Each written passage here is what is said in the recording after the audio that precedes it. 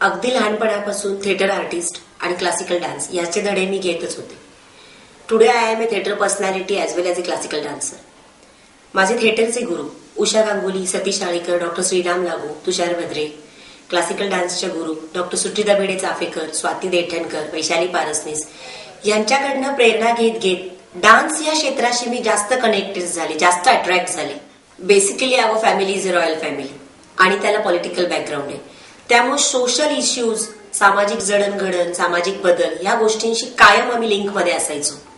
या संदर्भात काही करता येईल का असा विचार कायमस्वरूपी माझ्या डोक्यात असायचा.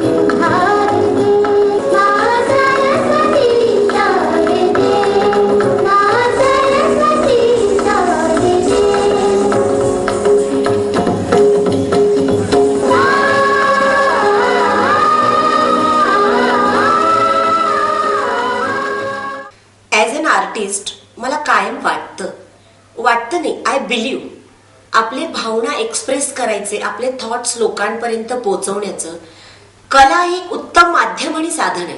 यामुळे कलेच्या माध्यमातून सामाजिक विषयांना हात कसा घालता येईल या विचारातच माझ्या या दोन्ही शोची रुजवात झाली असे मला वाटते.